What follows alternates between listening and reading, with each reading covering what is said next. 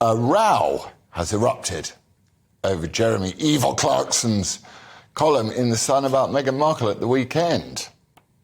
The Grand Tour presenter compared the Duchess of Sussex to serial killer Rose West, something that even I think is a bit of an overreaction, and that he dreams of people throwing excrement at her. I think it's sort of Game of Thrones thing, but I've never seen Game of Thrones, so I wouldn't know. Anyway, Jezza has since issued a statement, not an apology, I must emphasise, in which he said he was horrified to cause so much hurt and would be more careful in future.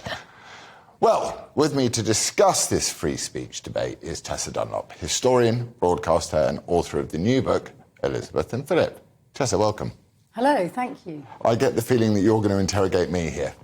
No, I was just disappointed with a tweet that I felt rather clumsily popped out, suggesting that on the one hand, yes, Jeremy Clarkson's comments were misogynist and rather unpleasant, but on the other hand, and here you abused history, you were going to defend his right to freedom of speech. It was the altar you were prepared to die on, and you reminded us with a sort of, jackboot analogy that 60 to 100 million people had died in the Second World War to protect our freedoms of speech. Not the Second World War. Well, in the last century. No, the 60 to 100 million I was referring to were the corpses laid at the feet of the Marxists, who controlled and compelled speech and turned people into group thinkers. Right. So you missed the point of my tweet. I missed it. Well, indeed. Well, then you must craft your tweets. Anyway, let's leave my tweets alone, and you tell me why this is dreadful.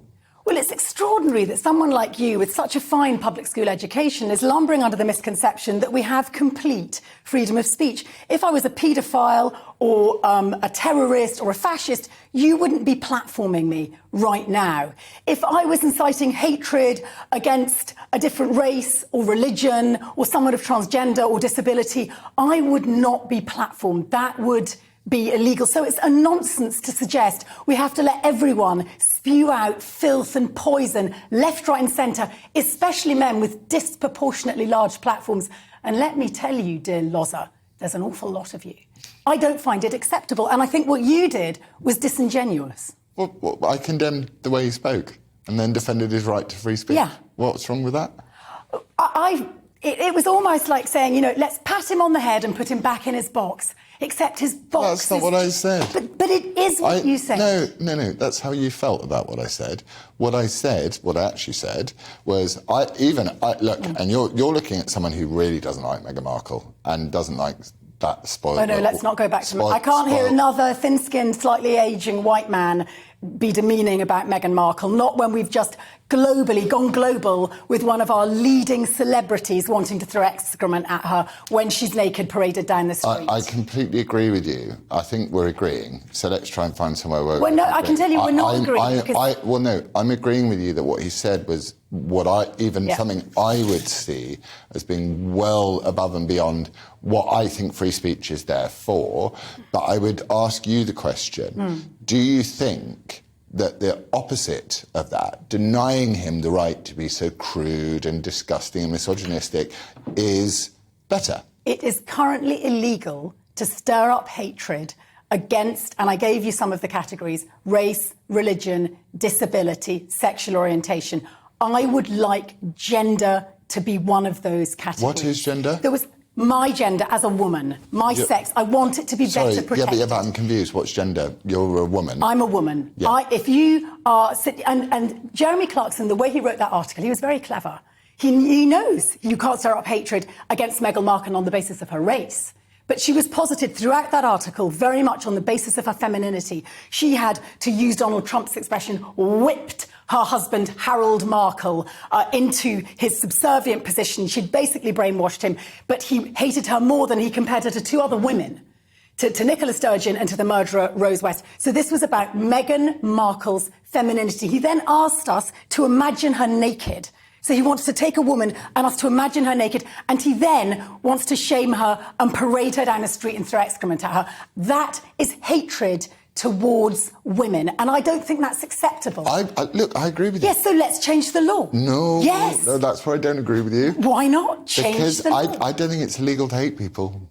But do you know, the problem is, What happens otherwise is big bears like you, Jeremy Clarkson, Piers Morgan. Hang on a minute. Because actually, on this occasion, you've said, "Whoa, I wouldn't even say that." But generally, you like to poke with a stick. You go as far as you can. You push the right-wing envelope. And as I've explained, you men, Nigel Farage, Dan Wootton, have disproportionately large platforms. You get little me's on, a doctor incidentally, but nonetheless just a little woman, on, and you bear bait us for clicks. Clickety-click, clickety-click. And actually, Jeremy Clarkson will be emboldened by this. I want to stop it. You. I'm not even... you see, this is, I think, one of the problems that men will have. It's like, I'm condemning what he said. Yeah. And I'm saying that on a philosophical level, I protect everybody's right to free speech. I think it's better. Everybody's right. You want paedophiles, fascists, you want racists. Do you really want everyone to have freedom of speech? What's the option? What's the alternative? At the moment, they're enshrined in law is actually to be protected against fascists and paedophiles. So it's enshrined in law. So we just leave it. I found what he said abhorrent. I didn't find it abhorrent. I thought it was clumsy and crap. Ooh, I don't know if I'm allowed to say that, but it was dreadful. And I condemned it.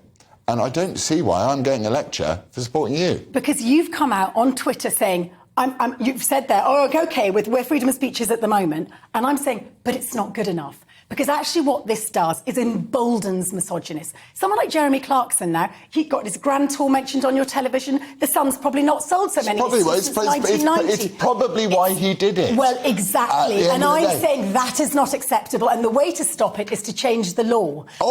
Stop with the law changing. Knock little men off their platforms like you. Little man? I thought I was a big man. A bear, you said I was. Because you have a big platform, darling. All right, darling. Will I scuttle out of your cave now and leave you in your cave? It's not a cave. You're more than welcome to stay. I'm been quite angry. You make me angry, Laurence. Well, I'm very sorry. I've literally said nothing. You didn't have to. Just by sitting in for Nigel Farage, darling.